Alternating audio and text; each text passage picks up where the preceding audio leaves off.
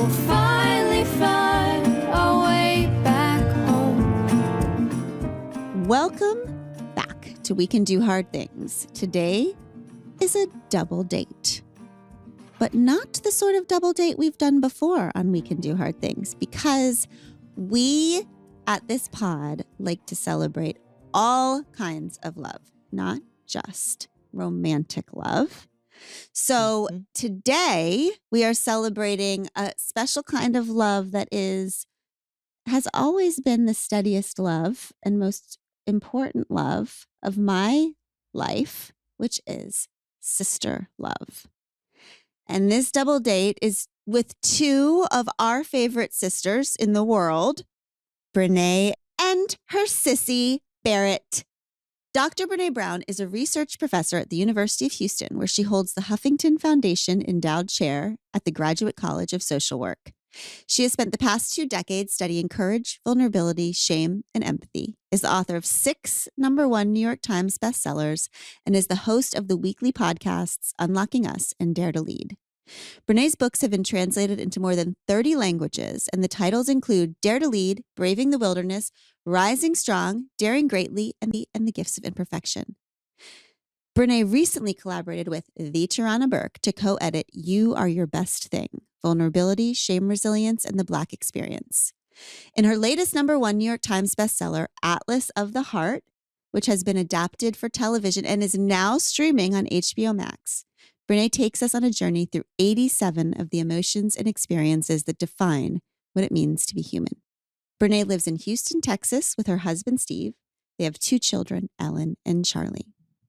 And Barrett Guillen is the Chief of Staff for Brené Brown Education and Research Group. With her team, Barrett supports both Brené and the organization by helping to prioritize competing demands, managing relationships, and building connective tissues and strategy across business initiatives. Barrett holds bachelor's and master's degrees in kinesiology from the University of Houston. After more than a decade in education in the Texas Panhandle, Barrett and her family moved back to the Houston area to join Brené's team in making the world a braver place. Having the opportunity to work with her sisters every day has been one of the great joys of her life. Outside the office, you can find Barrett spending time with her family, enjoying her daughter's games, eating her husband's famous burgers, floating in the water, or on the pickleball court. Welcome, sisters. Okay, Brené and Barrett, the sisters. This is our first sisters double date. We're delighted. Thank you both for joining us on We Can Do Hard Things. There are so many parallels between our sister stories. It just freaks us out. Actually, right now, Pod Squad, you can't tell, but like we all kind of look alike also. It's very weird.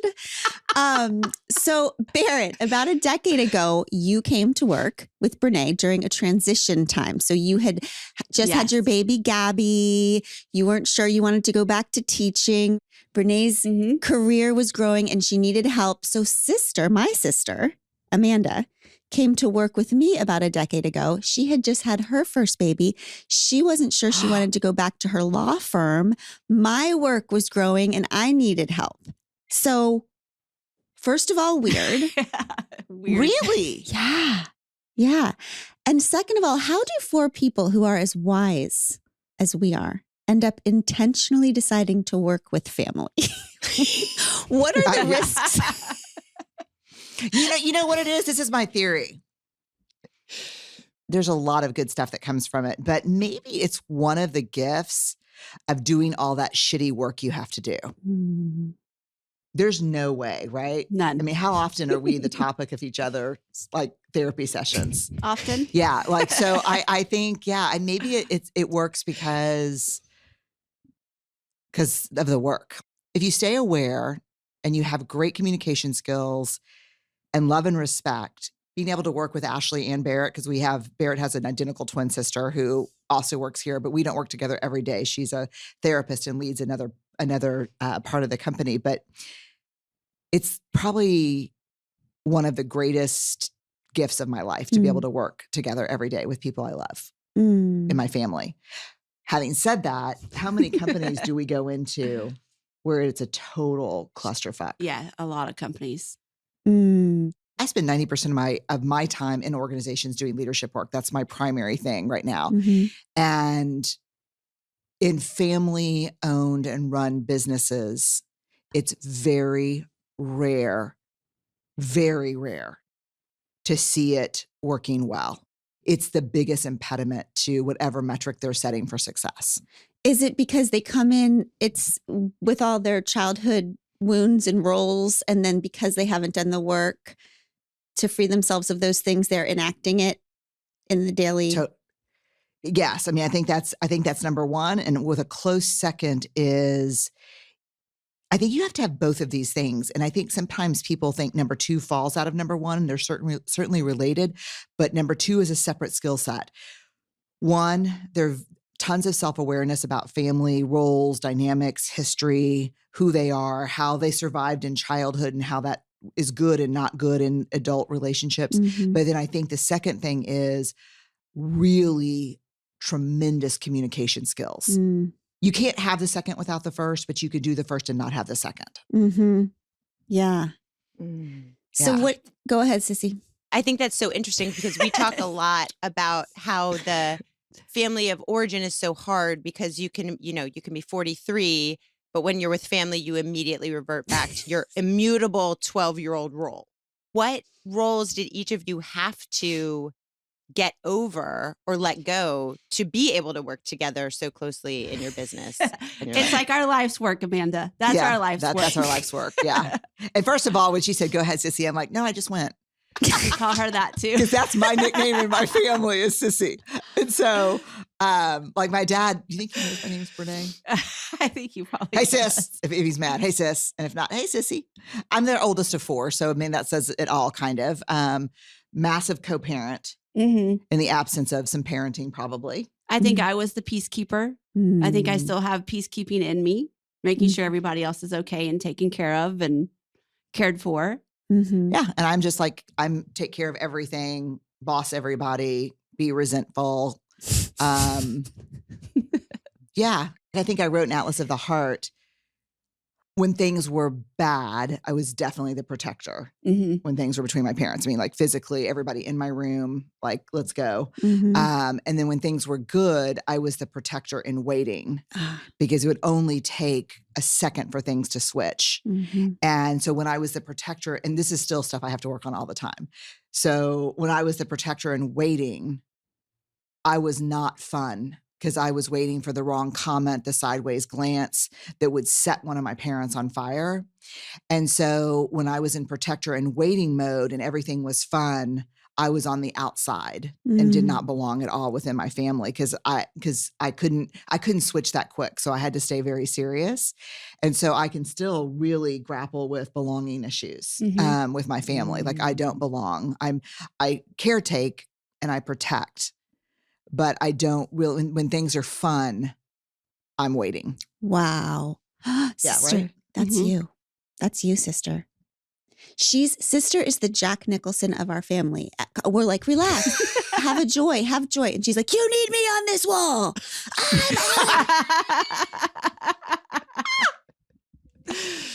Does the protector and waiting resonate for you? It does. And I think it dovetails with that. But I think the identity that I am constantly in my life work trying to shed is like the identity of a long-suffering perseverator. Trying to adopt the belief that things can come easy to me and that I would still have the same value if they did. Mm. Bruna is sneaking out off screen. Whoa, say that again? That's uncomfortable. I'm trying to let go of the identity of the long-suffering perseverator, and I'm trying to embrace the belief that things could come easy to me and I would still have the same value. I don't know what you're talking about. That sounds hard. Sounds like a bad deal that you got there, Sissy. Oh my God. Yeah, I have that. Are y'all Enneagram people? Mm-hmm. Of course. Yeah, I'm a 4. Oh, You're a 1, Brené, right? And you're a 6, Yeah. Barrett? Mm-hmm. Is that right? I'm a 3. Glennon's a 4. And so what is the age difference? We are 3 years apart, but here's the difference. I jumped whatever it was into addiction very early at 10. So while I'm the oldest sister, my younger sister, Amanda, stepped into protector very early because I was out to lunch, literally, and then throwing up. I had the bulimia and then alcoholism, all the things. So she really stepped into peacemaker, protector, on the wall. And then the second I got sober, when I actually could start taking care of myself, she came on to work with me and, be my on the wall Jack Nicholson of the world. So we chose jobs that reinforced our childhood roles in some ways. Okay, I could never make the ages work because I would have bet everything that you were the older sister, Amanda. Yeah. Yep. Isn't that interesting? I wonder, does it happen with families with addiction in it or mental health? 100%. It does all the time. Yeah. Mm-hmm. And I think it dovetails too with the kind of, again, I think my value is in my performance because I kind of saw that as I was like a kitten bringing little gifts to the door. It was worrisome and troubling what Glennon was going through. So I'm like, look at my A, look at my prize, like if I bring this, it'll all have the equilibrium, right? And so I continued to kind of see that as my value add, that I would bring those things and that's where it came from. Mm-hmm. So. Yeah.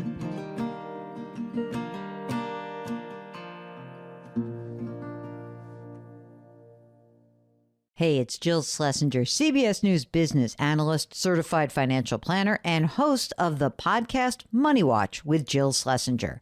It's a show where we answer your questions about your money, from investing to retirement and completing your taxes. I'll be your financial coach and help take the stress out of managing your money. Plus, we might even have a little fun along the way. Follow and listen to Money Watch with Jill Schlesinger on the free Odyssey app or wherever you get your podcasts.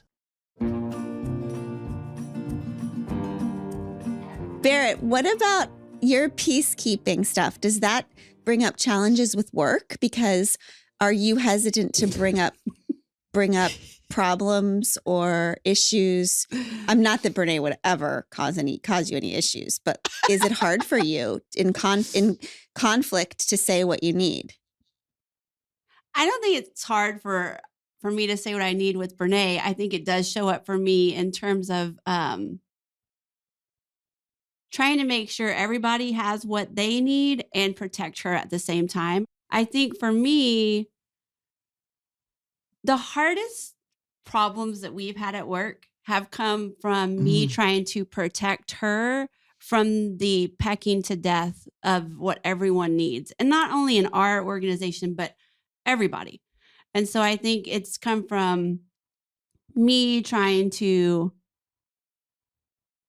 protect her and trying to make decisions that are not mine to make, but are hers to make, and making sure that I just have all the right information so that she can make the decision. But I have found myself a few times just not letting the information get to her at all. And it's caused some real hard times. I don't know how she does it, actually. Like, I don't really know how she does it. I'm so intense. And I'm under a lot of pressure all the time. And I don't know how you do it, actually. I'm really grateful. Me too. But I don't know how she does it because like yesterday we were all at the lake and we were packing up and I had been there for like 9 days for spring break. And I said, I'm not fucking going back to work tomorrow. And she goes, your choice, strong choice, but your choice, just let me know so I can cancel all your stuff. But Like- I mean, I knew in the back of my mind she was going to be here, but But she would never say, like, maybe early on she would say, look, you got a lot of stuff on your schedule tomorrow and blah, blah, blah. She would not react to that anymore. yeah. She'd be like, Yeah. all righty. Or like, I'll be backstage. I'm not going on. I had a headache. I don't feel good. I'm scared. I just want to go home. And now I'm just like, okay, I've got our purses. We can go. Yeah. And then it's so terrible because it's like a tricky parenting move. It is. It is. It's been done to me so many times. No way. Oh my No, y'all do that too? Look at Brené and Amanda's going, Barrett. oh, this is old news for us. I called my sister one time from the airport. Now, this is on the way to fly to the librarians convention where I met Abby. But I called her from the gate. It was the beginning of the Love Warrior tour. And I said, I'm not going. I'm done. I hate this job. I say I'm quitting once a month. Everything's too hard. Me too. Everything's too hard. It's all, what are we doing? The amount of pressure, like it's ridiculous. I don't know. I'm laughing. It's not I even told funny. you. I told you it was hard. I believe y'all. I mean, I don't think Amanda and I for 1 second would question the pressure or how hard it is or that you want to quit every No, week. the only Okay. person I'd rather not be than myself is my sister. That's the only thing. Like, That's what I told her. I said the only job that's harder than mine is yours. exactly. So there's nowhere to go from here. I called and said, I'm done. I'm not doing this tour. I'm not doing this life. I'm not doing this job. Will it be a big deal if I don't go? Okay. And she said, oh, you cannot go. Of course you cannot go. It will be a big deal, but I will deal with the deal and you cannot go. And then I just went because I felt like that was a parenting move. Like, I don't know. That's what I do too. But I went and God dang, I love those librarians. Yes. And I met Abby. So what if I had not gone? Oh my God. So I have retroactive stress about that. Okay. Speaking of stress, sister, ask about eggshells. Okay, this is a selfish move because it just personally was so huge to me. But you talk about how growing up it was a loving home and a volatile home. And I heard you essentially say that a child who lives on eggshells becomes an adult who is fearful. And that shook me because I never saw myself as a fearful person. And I've worked hard to not show my fear with outbursts and the kind of things that clearly require people to live on eggshells. But I am afraid. I'm afraid to ease up. I'm afraid of mediocrity and of dependency. I'm afraid that my inability to let go is suffocating myself and everyone around me. I'm afraid that not being okay is just the price I have to pay to make everything okay. And that fear permeates everywhere in my life. And I just wondered how that fear shows up in both of your lives in terms of what that looks like. Because fear can look like a lot of different things, right? Yeah. Whew. God, let me just pause on the eloquence of that question and that thought. I mean, God, that was so powerfully put. That was so beautiful. There's just healing in the way you pulled all that together and wove it together. It was. I can answer, I can cry. For me, I think how it shows up as I'm a number 6 on the Enneagram. I worry about everything. I try very, very hard every single day to not pass that down to Gabby.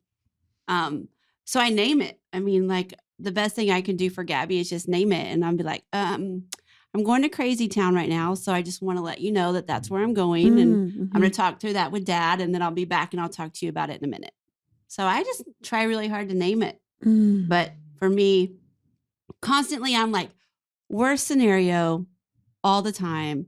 And one time my therapist was like, when you go through all those scenarios in your head, it's why you're so exhausted because your body experiences those.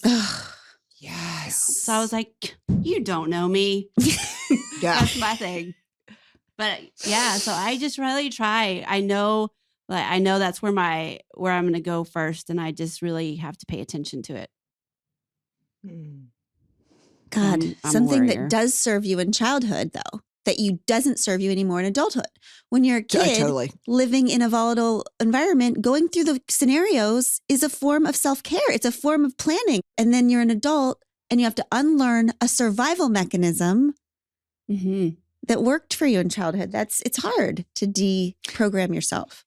It is. And I'll tell you that as a social worker, one of the things I really appreciate about social work that's different from the allied professions like psychiatry, psychology, even counseling, is this kind of person and environment perspective. And I'm not intellectualizing now, so I don't have to talk about my stuff. I'll go to that next. But I will say one of the things that's interesting, because you mentioned it, Glennon, is that we really, as social workers, get very concerned about pathologizing and mental health diagnoses, because so much of what shows up as a diagnosable issue is an incredibly smart survival strategy when it comes to trauma or abuse or volatility or poverty or dehumanization, white supremacy. I mean, these are how you stay alive. And so then to turn them into, especially for women, pathologies. And it's interesting. There's interesting research being done, even looking at borderline personality, what people would call borderline personality disorder, bipolar disorder, narcissistic personality disorder. How, if you pull back and look at the behaviors, how for many people those behaviors were survival, even down to like the idea of splitting. Like, I'm being parented by Glennon and Abby, and I split as much as I can and say, well, she said it was okay if I'm kind of manipulative that way because I'm trying to get something I need and know how to do that in a way that's becomes immediately pathologized when you observe it in an adult. For me, there was a real physical protection issue for us growing up. That's real. And what you said that was so hard for me to hear, Amanda, was like kind of squeezing the life out of things, with control. And always, I write about it a lot in Atlas, always trying to predict, okay, I see this behavior. I heard this comment. I've got 10 minutes to get both the girls here, find Jason. Like, these were the things I did. And so when that's imprinted, I think, on our hearts and our minds with a seal of trauma, it's hard to be like, they just want me here for my carefree attitude, my fun-loving personality, and my warm-heartedness. Like, it's not even about a question of, do I have value outside of that role? For me, that's like the second question. The first question is everything going to be okay if I get off the wall? Yes. Because because when you actually get good results, except for your life and your brain and your heart. Yeah, right. But like good safety. Because it's dead inside.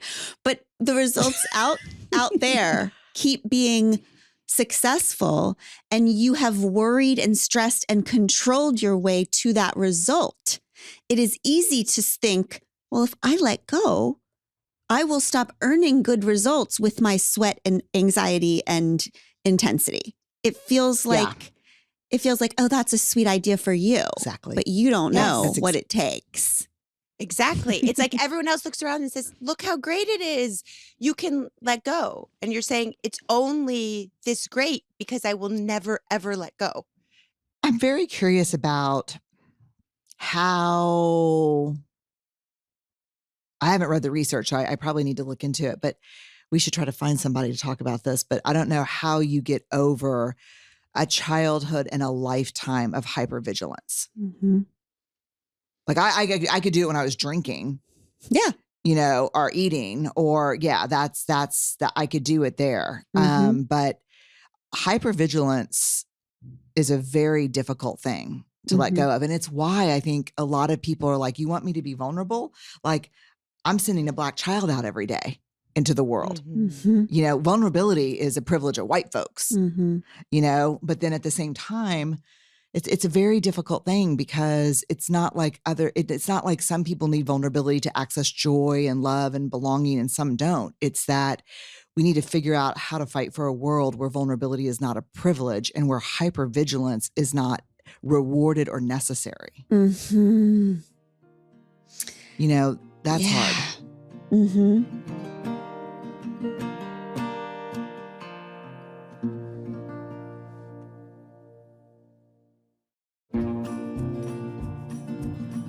How do you two, because we grow up a certain way, some of us pendulum parent, so we go the absolute opposite of what our parents did, which is actually not creative either. It's just a reaction. How do you feel like you're screwing your kids up in ways that you didn't predict you would?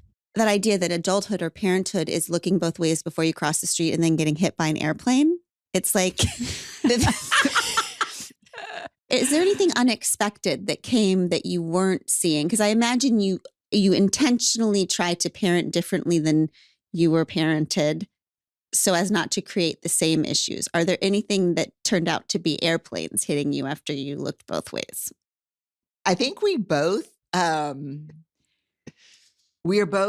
can be both at the exact same time, keenly aware, especially as athletes, keenly aware of how fucked up the parenting was around that.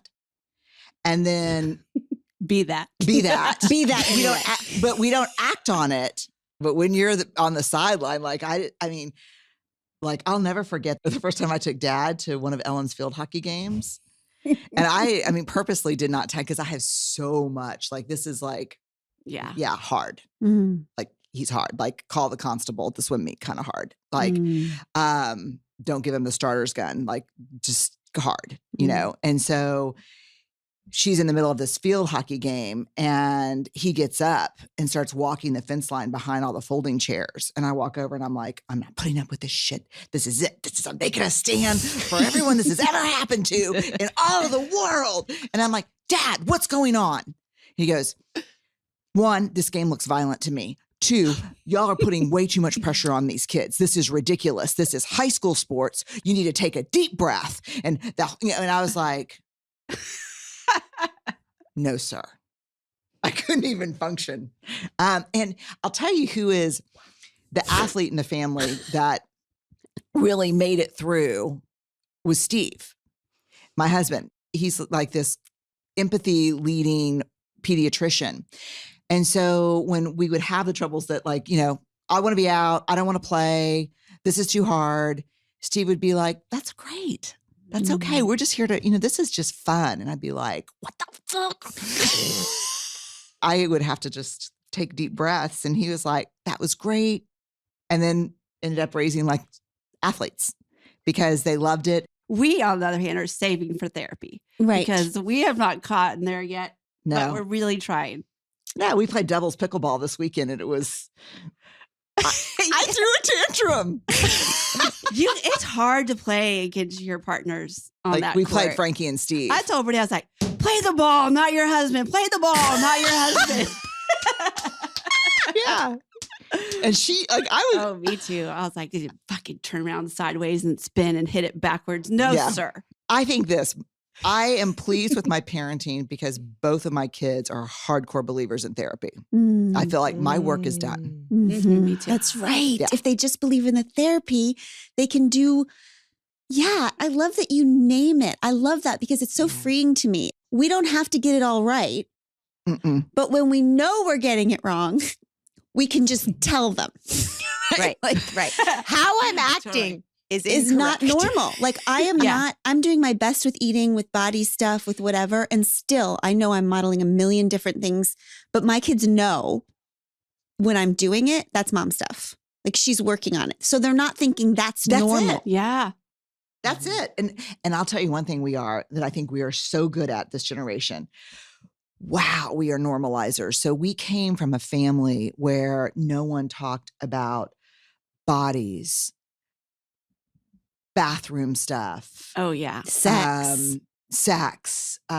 feelings. And we are like normalizing maniacs. Mhm. Mhm. Mhm. Like, what aren't you saying? Is there a smell that you're worried about? let's talk about it because that's so normal. That's everybody. Are you sure? 100%. Yeah. That's so normal. Yeah. I mean, like we are normalizers. And I started probably as like with them. Oh yeah, we've gotten to watch you raise your kids, and so it was like we've just taken a lot of notes along the way.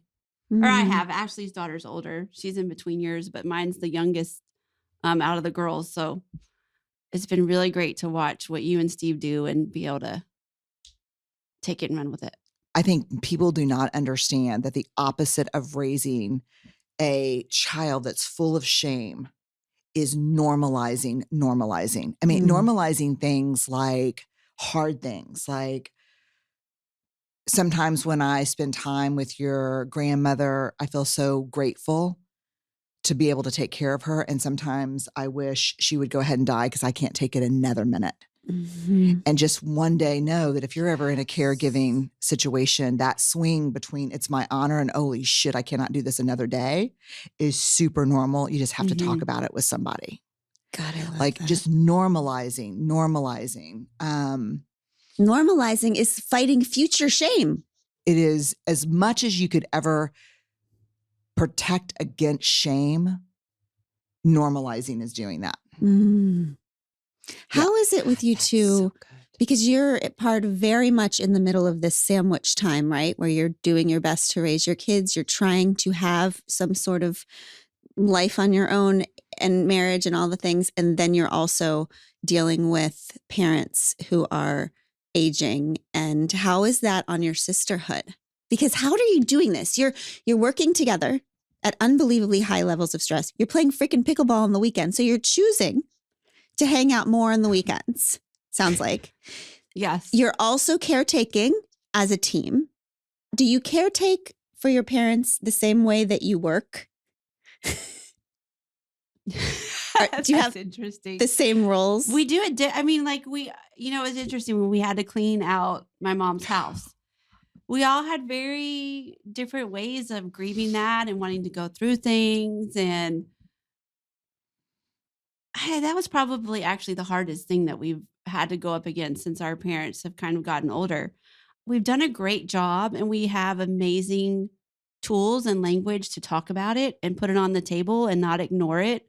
And if we do try to ignore it between the three of us and Ashley, someone will put it forcibly on the table in front of us. Yeah, there will be no escaping the table when something like that happens. And so that was probably one of the hardest. She went into the hospital with like a minor thing and never went home again. And so her house was just like breakfast dishes in the sink kind of thing.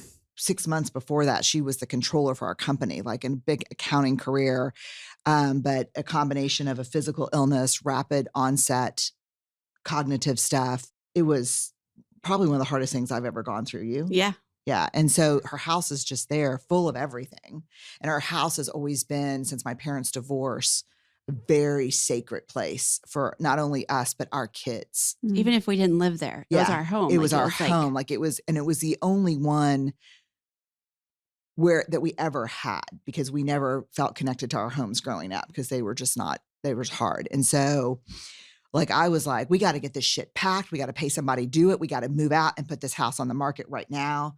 And then they were like, well, let's do this. And no, she's never going to do this. This is never going to happen. Like I was like pushing, do it. And they were like dragging their feet. And I was like, wow, what is going on? They were just like, back off. And then finally, I go over there one day without them and just lay on the floor and cry for 4 hours. And Steve literally has to pick me up and put me back in the truck and drive me home. We all had to have that moment. I think I had it in the closet. Ashley had it in there. Like, I think it was just like once we had that moment and we were like, so this is grief.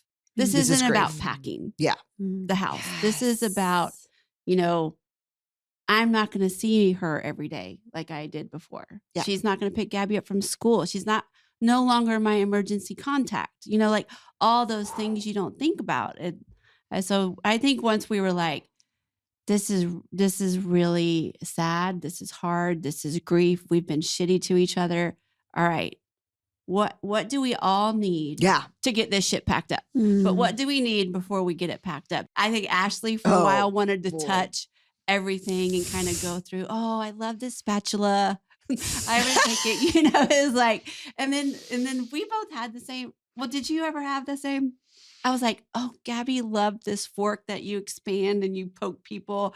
Like, did you have that? I don't think so. I was running from pain by doing. That's my forte. That would be my do. That I just run from, run from feeling by doing. It was once we named it that we were in grief. And then even to the point where I was like, we just have to do what we can. And Ashley's like, I want everything in this pile in storage. I was like, for what? And then she's like, it doesn't matter. Oh, that's good. And I was like, she's a therapist. Mm-hmm. And I was like, so we stored that shit. We stored that shit in storage. right away. Yeah. And we give each other permission. Like, my phone will blow up one day and I'll be like, not me today. Mm-hmm. Yeah.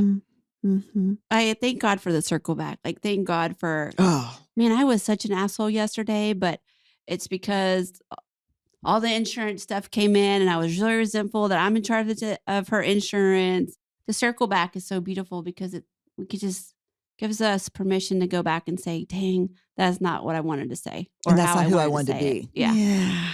Yeah. Yes. Mhm. The circle back and the it doesn't matter. God, I love that. Yes. When you're close with someone, giving yourself permission to not explain and just say, it doesn't matter. Put it in storage. That's good.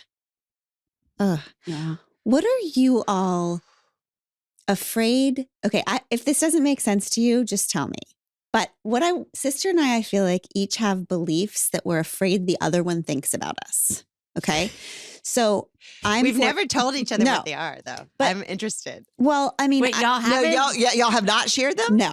But I mean, I think my all the time underlying shame belief is I'm crazy. That's what I grew up with since I was 10 years old. I was on all the offices, on all the medicines forever, so I'm always trying to convince people that I'm not crazy. Like I might be someone who would have a whole book that over and over again says, I am not crazy. I am a goddamn cheetah over and over again, right? I might just say that repeatedly when meeting people. I am not crazy. It's like thou doth protest too much a little bit. It's interesting because I was thinking about this morning, sister, thinking one of my shame beliefs is that my sister will think I'm flighty and I'm not consistent and I don't work hard enough and I'm not going to show up and I'm not on time, even though I'm in the shower this morning thinking, okay, I've been doing this job for 15 years and I don't think I've ever been 5 minutes late to anything because I'm terrified of being late because that will show I'm the person I was before.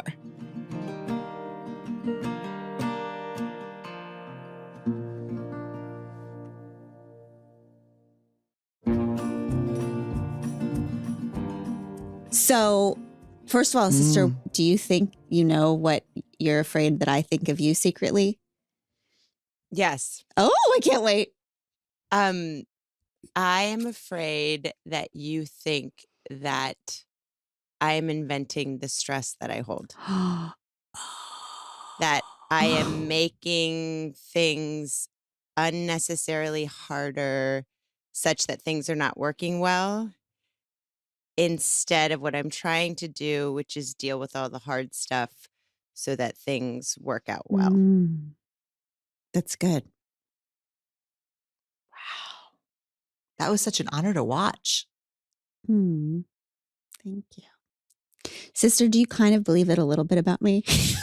Tell me No, the truth. I don't. And in fact, it makes sense because I feel like our conflicts that we have, when I hear you say that, it actually made me sad to hear you say that I think that you could be flighty, because I don't believe that for one hot second. But it makes sense when I think about the history of conflict that we have had.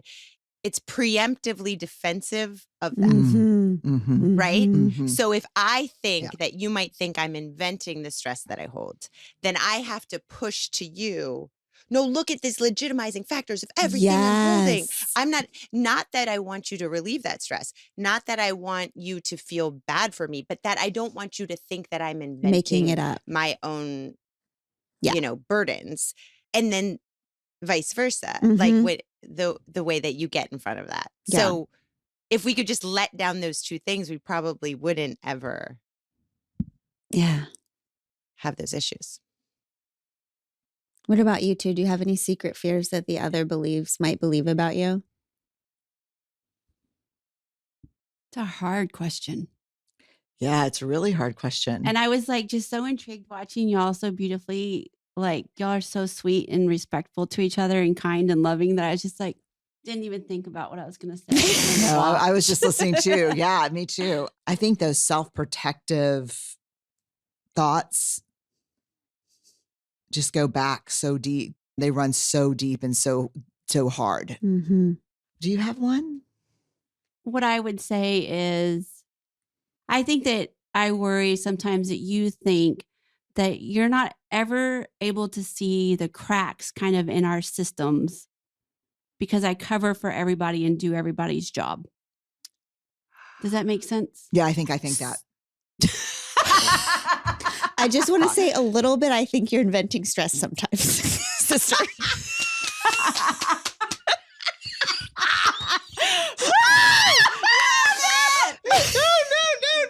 So Brené, Brené, thank you so much. I really need to get that off my chest, but I was scared. I want to say one thing. If we're doing this, I think that you have the ability to live 6 feet off the ground because I'm holding your ass up. There we go. There we go. And there it is. Okay. Thank here you, we everybody. go. Thank you for the honesty. And it's true. I do get to think about my feelings all day and look at hummingbirds and write poetry because you're on the wall. Okay. And I need you on the wall. So then I shouldn't complain that you're having a hard time on the wall. And Brené, you do sometimes feel like Barrett is covering up cracks Mhm, that you need to see. mhm, Right. Okay. mhm. All right. I do. All right. Go ahead. You haven't gone yet because I can't wait. I'm just kidding. Barrett needs a moment of reckoning. Fuck, I don't want to go. It's hot in here, isn't it? I'd like, I am I feel sweating. lightheaded. I'm sweating. Brené, I'm sweating too. I am sweating. Okay.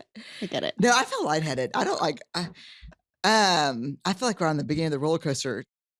What is the question again?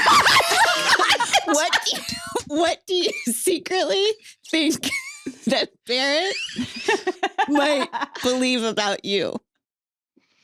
That you're always trying to like make a case against with everything you say to her. Okay. I'm so nervous. I can't believe you fucking wore a turtleneck. You should have known who we were talking to here. I guess I have two things. I worry that you think that I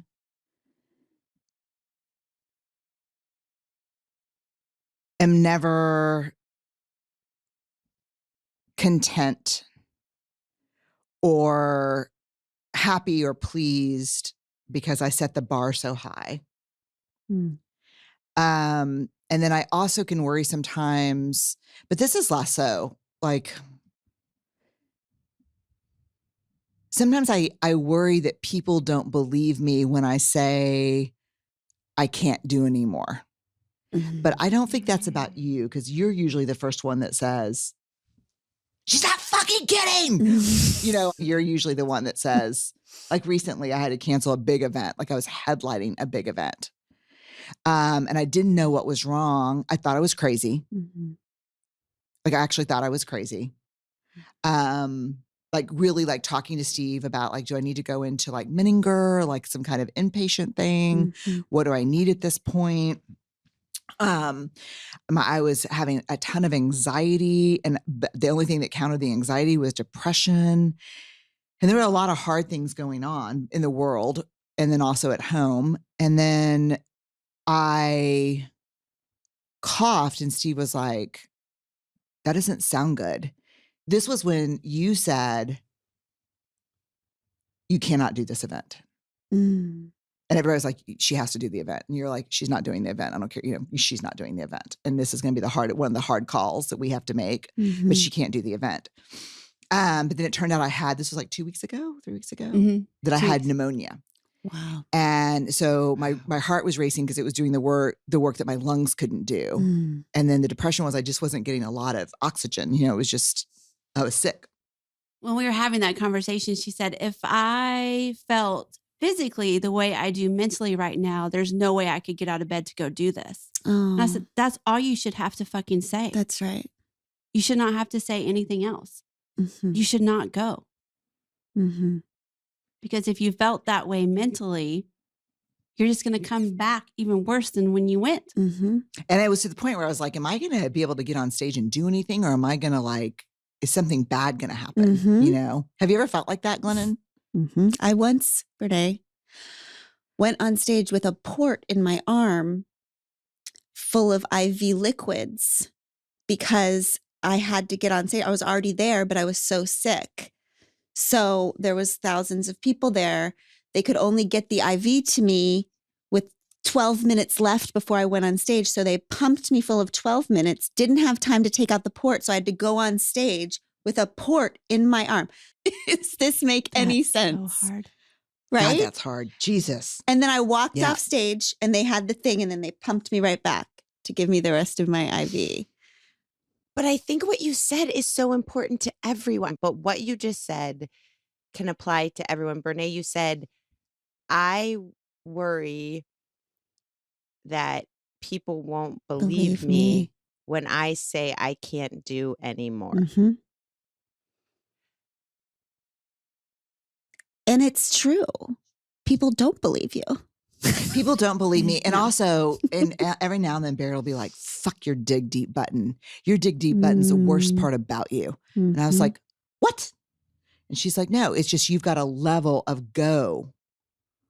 I always think about, stapling Abby's head together and Yeah. putting her back in the game. Like I do have a level of go that Mhm. is, Your dig deep button is your superpower and your kryptonite. yeah, Yes. yeah, it is. Because And we it's terrible. act like there is no cost to that. Mhm. Like, Oh Yes. my God. Yes. You know, stop. that's what we say, that like, we'll just find it. We'll just find it. Guess where you're going to find it?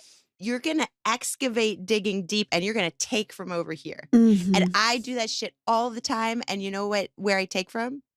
My marriage. Mhm. Mhm. Okay. Yep. It's coming from somewhere. But we just turn that part off. We just say, who I am is I dig deep, not I steal soil from where it rightfully belongs to dig deep. Damn. Damn. If we Ooh, said it that way, it would Jesus. seem less valorous and we wouldn't It keep would. doing it. Yeah, Yeah. it sounds like shit when you say it that way. Mhm. But it's like, do you ever I'm just going to, Glennon and Brené, do you ever feel like, if I didn't do another thing, I've contributed a lot and I've made this world a fucking greater place? I feel it deep in my bones. I am Mhm. Joni Mitchell midway down the midway song Yeah. over and over again. I feel so close to it. I feel like all what we talk about all the time is what is enough. Yeah, I do feel that way. That there's a time that is coming where I don't know, that just is just going to feel different. I don't know exactly what it's going to look like, but there's not going to be a lot of more digging deep.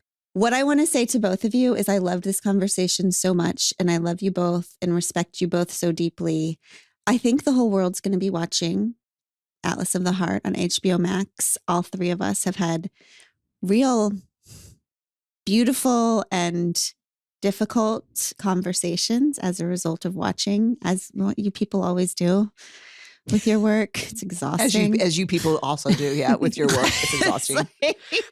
I will say, just before I jump, that it's been such a pleasure Yeah. to watch our teams so support each other. And I'm so grateful every time I get to talk to Amanda or email Amanda about something crazy that's coming up. So thank you. When people say stand on the shoulders of others, I feel like the way you guys support each other has been so amazing. And so it's been really fun to watch.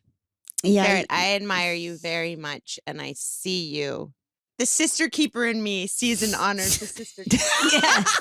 And we are going on vacation without the other sisters. So yes, high five right Get here. ready. Bam. Get ready, Barrett. I'll plan it. I'll bring the poetry and pictures of hummingbirds. I don't think we're invited, sis. Oh, that's right. That's right. Okay. Love you both. Love you all. We will see you next time on We Can Do Hard Things. I give you Tish Melton and Brandy Carlisle. I walked through fire, I came out the other side.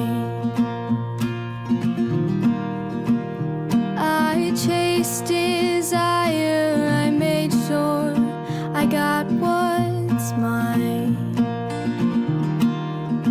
And I continue to believe that I'm the one for me. And because I'm mine, I walk the line. 'Cause we're adventurers and heartbreaks on map, a final destination we lack. We've stopped asking directions to places they've never been.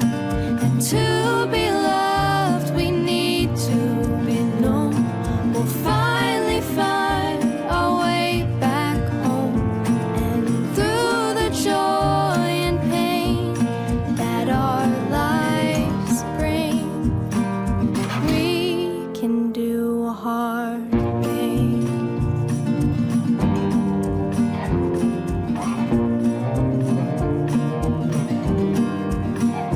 I hit rock bottom, it felt like a brand new start. I'm not the problem, sometimes things fall apart. And I continue to believe the best people are free. And it took some time, but I'm finally fine. 'Cause we're adventurers and heartbreaks on map, a final destination we lack. We've stopped asking directions to places they've never been. And to be loved, we need to be known. We'll finally find our way back home. And through the joy and pain that our lives bring, we can do hard things.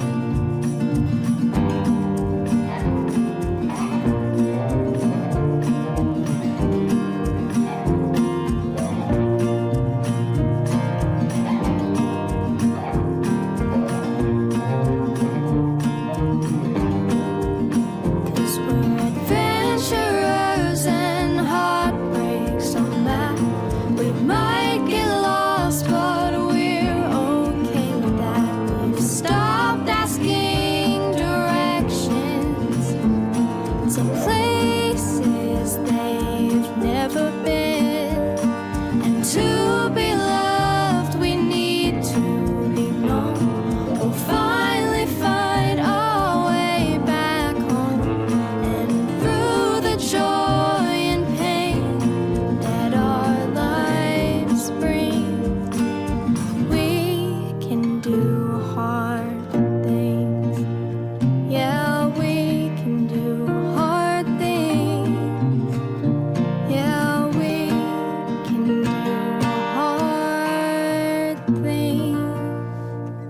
We Can Do Hard Things is produced in partnership with Cadence 13 Studios. Be sure to rate, review, and follow the show on Apple Podcasts, Odyssey, or wherever you get your podcasts. Especially be sure to rate and review the podcast if you really liked it. If you didn't, don't worry about it. It's fine.